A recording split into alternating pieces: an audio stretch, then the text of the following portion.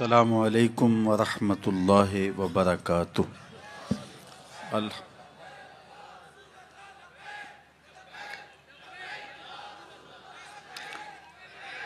الحمد للہ رب العالمین والصلاة والسلام علی اشرف الانبیاء والمرسلین وعلی آلہ واصحابہ اجمعین۔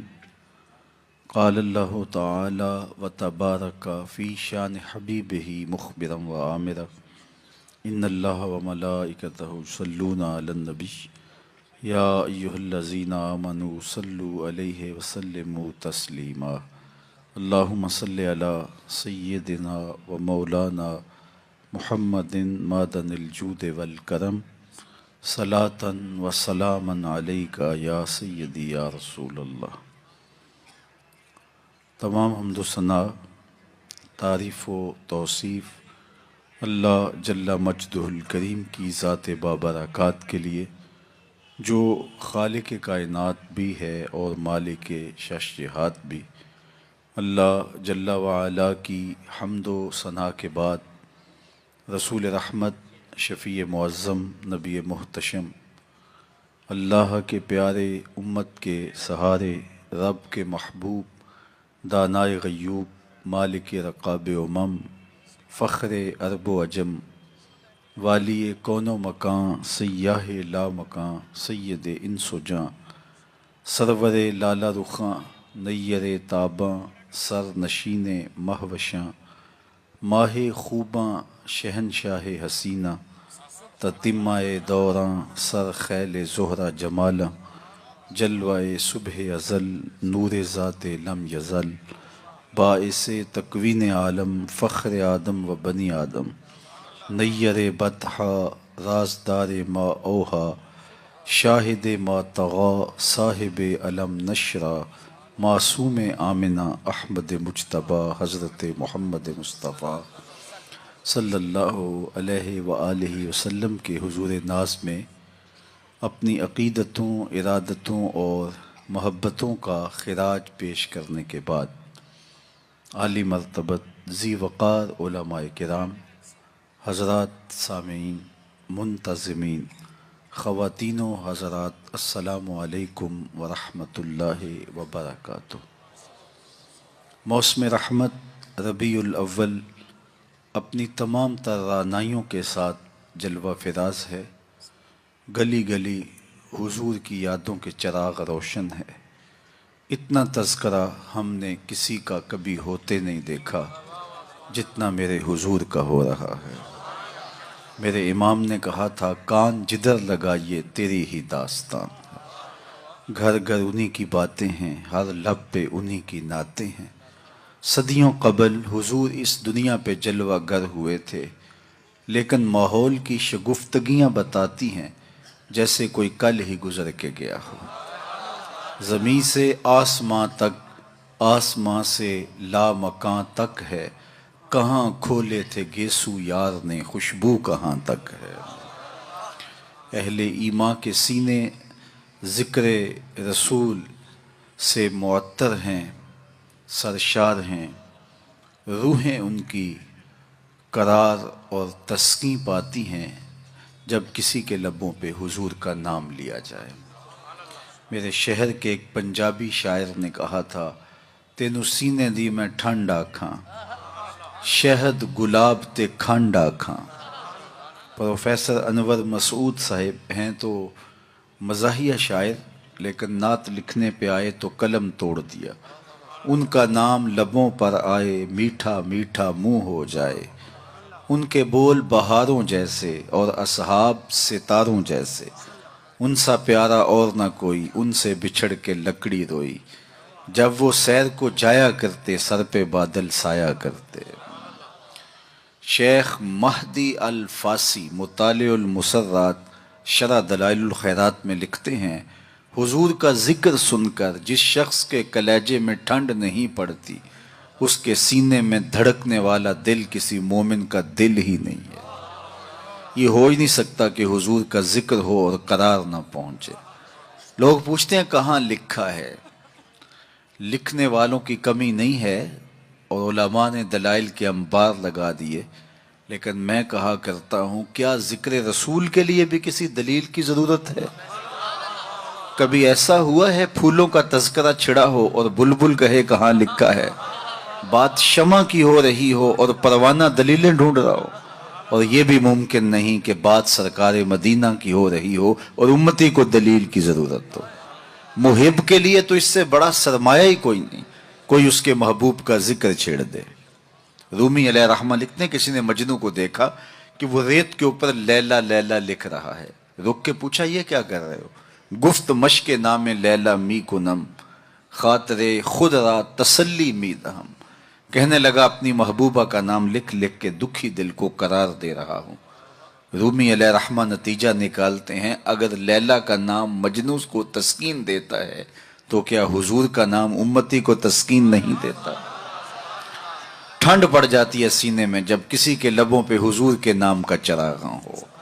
مطرب سے کہو کہ چھیڑے ذرا اس جان تمنا کا قصہ، مطرب سے کہو کہ چھیڑے ذرا اس جان تمنا کا قصہ، فرقت کے بھیانک لمحوں میں کچھ دل کو سہارا ہو جائے۔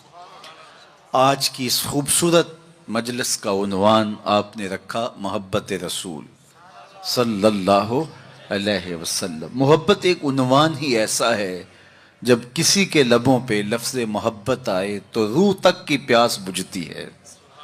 محبت ایک داعیہ ہے جو کسی کے لیے بے تابیاں پیدا کرتا ہے، تڑپ پیدا کرتا ہے۔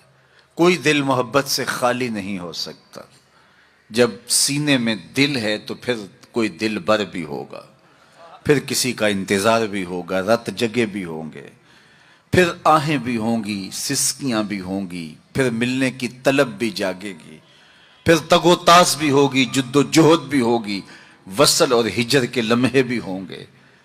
اور یہ ہو نہیں سکتا کہ دھڑکتا ہوا دل سینے میں ہو تو اس میں محبت نہ ہو۔ غالب نے کہا تھا کہ غم اگرچہ جاں گسل ہے، پہ کیا بچیں کہ دل ہے، غم عشق اگر نہ ہوتا غم روزگار ہوتا۔ یہ تو ہو ہی نہیں سکتا کہ دل ہو اور کوئی دل بر نہ ہو۔ تو جب سینے میں دھڑکتا ہوا دل رکھا ہے تو پھر کسی کی تانگ تو ہوگی، پھر انتظار تو ہوگا، پھر کسی کے ملنے کی آس تو ہوگی، پھر رت جگے تو ہوں گے۔ اور اس دل کا یہی زیور ہے، یہی دل کا حسن ہے، یہ بے تابیاں ہی اس دل کا جمال ہے۔ اقبال نے کہا قید میں پہنچا تو حاصل مجھ کو آزادی ہوئی، دل کے لٹ جانے سے اس گھر کی آبادی ہوئی۔ ہر شے لٹتی ہے تو برباد ہوتی ہے، یہ لٹتا ہے تو آباد ہوتا ہے۔ برگ گرتی ہے تو یہ نخل ہرا ہوتا ہے۔ ایک عجیب کائنات ہے، ہر شے ٹوٹ جائے تو بے وزن ہو جاتی ہے، بے قیمت ہو جاتی ہے۔ یہ شیشہ آبگینہ کتنا قیمتی ہے، لیکن اگر اس کو توڑ دیا جائے، چور چور ہو جائے تو اس کی کوئی قیمت نہیں رہے گی۔ لیکن جتنا زیادہ دل ٹوٹے گا اتنی ہی قیمت بڑھ جائے گی۔ تو بچا بچا کے نہ رکھ اسے، تیرا آئینہ ہے وہ آئینہ، کہ شکستہ ہو تو عزیز تر ہے نگاہ آئینہ ساز میں۔ یہ جتنا زیادہ ٹوٹ جائے اتنی قیمت اس کی بڑھ جاتی ہے۔ تو یہ طے شدہ ہے کہ جب سینے میں دل ہے تو پھر کوئی دل بر بھی ہوگا۔ اب کسی سے ہم محبت کرنے پہ مجبور ہیں، کیوں مجبور ہیں؟ اس لیے کہ ہمارے سینے میں دل رکھا ہوا ہے۔ جب دل ہے تو پھر دل بر کی بھی تلاش ہوگی۔ اب کسی سے محبت ہم کرتے کیوں ہیں؟ اس کی بھی تو کوئی وجوہات ہوتی ہیں، کسی سے محبت کیوں کی جاتی ہے؟ عمومی طور پہ کسی سے محبت اس لیے کی جاتی ہے کہ اس کا ہمارے ذمے کوئی احسان ہے، تو ہم محبت کرتے ہیں کہ اس نے ہمیں مشکل وقت میں ہمارے کام آیا تھا، تو اس کے لیے جذبات محبت پیدا ہو جاتے ہیں۔ اگر کسی سے محبت اس لیے کی جاتی ہے کہ اس کا کوئی احسان ہے ہمارے ذمے، تو پھر آؤ حضور سے محبت کریں، اس لیے کہ ہم اپنے وجود میں بھی ان کے محتاج ہیں۔ اگر وہ جلوہ گر نہ ہوتے تو کائنات کو خلعت وجود ہی نہ ملتا، محمد نہ ہوتے تو اے بندہ پرور خدا خود ہی ہوتا، خدا ہی نہ ہوتی۔ یہ کائنات کو تعین نصیب نہ ہوا ہوتا اگر حضور تشریف نہ لاتے، کائنات کو وجود ہی نہ بخشا جاتا اگر حضور جلوہ گر نہ ہوتے۔ اقبال کا لہجہ بھی دیکھ لیجئے، ہو نہ یہ پھول تو بلبل کا ترنم بھی نہ ہو، چمنے دہر میں کلیوں کا تبسم بھی نہ ہو یہ ساقی تو پھر میں بھی نہ ہو، خم بھی نہ ہو، بزم توحید بھی دنیا میں نہ ہو، تم بھی نہ ہو۔ خیمہ افلاک کا استادہ اسی نام سے ہے، نبض ہستی تب شامادہ اسی نام سے ہے۔ کسی سے اس لیے پیار کیا جاتا ہے کہ وہ ہم سے پیار کرتا ہے، تو پیار کے بدلے میں پھر پیار کیا جاتا ہے۔ یہ ایک داعیہ ہے کسی سے پیار کرنے کا۔ اور اگر آپ کسی سے اس لیے پیار کرتے ہیں کہ وہ ہم سے پیار کرتا ہے، تو غار سجدہ کے نوکیلے پتھروں پر پیشانی رکھ کے تمہارے لیے کون آنسو بہاتا رہا؟ دنیا پہ جلوہ گر ہوتے ہوئے اس امت کی بخشش کی دعائیں کون کرتا رہا؟ حضرت فضل بن عباس کہتے ہیں میں وہ آخری شخص تھا جس نے حضور علیہ السلام کو لحد میں اتارا، تو میں نے کفن کی تنیاں کھولی اور میرے دل میں آرزو پیدا ہوئی کہ میں چہرہ انور کی زیارت تو کر لوں۔ جب میں نے تھوڑا سا کفن کو سرکایا تو لب ہل رہے تھے۔ مجھے شوق ہوا کہ میں سنوں اس موقع پہ کیا کہہ رہے ہیں، تو میں نے اپنے کان کو حضور کے ہونٹوں کے قریب کیا تو آواز آ رہی تھی، رب حب لی امتی، اللہ میری امت کا معاملہ میرے ہاتھوں میں ہی دے دے۔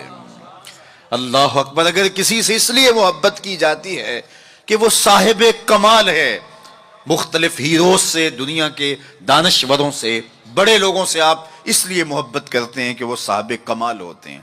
اگر یہ داعیہ ہے کسی سے محبت کرنے کا، تو پھر اس سے محبت کیجئے۔ بالغ العلا بکمالہ، جس کے کمال کو کائنات کی کوئی شے چھو ہی نہیں سکتی، عقل انسانی بھی وہاں بے بس ہے۔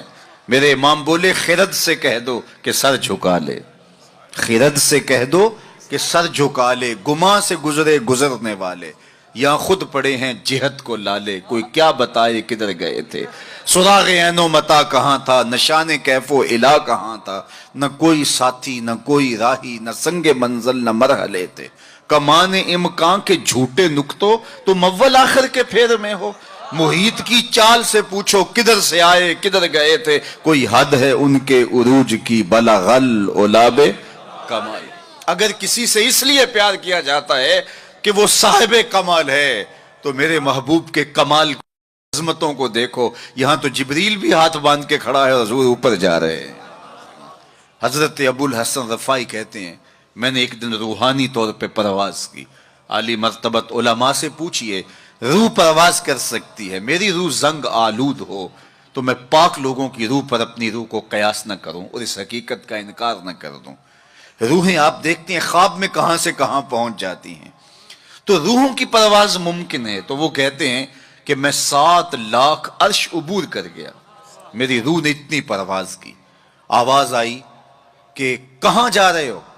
تو میں نے کہا مالک معراج کی شب جس عرش کی چھاتی پہ محبوب کے قدم لگے تھے، میں اس عرش کو دیکھنے کے شوق میں آیا ہوں۔ نہ سفر بشرط معال ہے، نہ طلب بقید سوال ہے، فقط ایک سیری ذوق کو میں بھٹک رہا ہوں کہاں کہاں۔ میرے دل کی یہ خلوتیں کئی بار سج کے اجڑ گئیں، مجھے بارہا یہ گما ہوا تم آ رہے ہو کشاں کشاں۔ کہا میں تو سچ کی تلاش میں نکلا ہوں۔ تو پھر آواز آئی ارجع لا وصول لک، ابو الحسن پلٹ جاؤ، تم کروڑوں سال بھی پرواز کرو، جس عرش کی چھاتی پہ محبوب کے قدم لگے تھے وہاں تمہارا خیال بھی نہیں پہنچ سکتا۔ جس نبی کے قدم اتنے اونچے ہیں اس نبی کا سر کتنا اونچا ہوگا۔ کوئی حد ہے ان کے عروج کی، بالغ العلا بکمال۔ مولوی کا تو دماغ خراب ہو گیا کہ ترازو لے کے تولنے بیٹھ گیا، اسے تولنے لگا جو تولا نہیں جا سکتا۔ یار سونار کے چھوٹے سے ترازو پہ رتی ماشے کا حساب تو کیا جا سکتا ہے، لیکن منو ٹانوں کا حساب تو نہیں آ سکتا۔ عقل کے ترازو پہ تولنے کا شوق آ جائے تو میں آپ کو تول لوں، آپ مجھے تول لیں۔ اور جو نبیوں کا بھی امام ہو، ڈٹھے ورق قرآن دے پھول سارے، تیری شان جیا نہیں کوئی ہور ڈٹھا، تیری شان دا کرے مقابلہ جڑا انہوں عاشقاں اصلی چور ڈٹھا۔ کوئی نور آکھے کوئی بشر آکھے، پیندہ رات دینے ایہو شور ڈٹھا، اللہ والیاں گل مکا دیتی تساں ہور ڈٹھا ساں ہور ڈٹھا۔ تم نے حلیمہ کی بکریوں کے پیچھے پیچھے دیکھا ہے، سدرہ پر جبریل سے آگے آگے نہیں دیکھا۔ اور اقبال بولا تو نے یوسف کو کنویں میں دیکھا تو کیا دیکھا، ارے ناداں جو مطلق تھا مقید کر دیا تو نے، تو ابھی تک کنویں میں ڈھونڈ رہا ہے، وہ مصر کے تخت کا مالک بھی بنا ہوا ہے۔ تو کہا اگر کسی سے اس لیے پیار کیا جائے کہ وہ صاحب کمال ہے، تو میرے رسول کے کمال جیسا کمال کس کو نصیب ہوا؟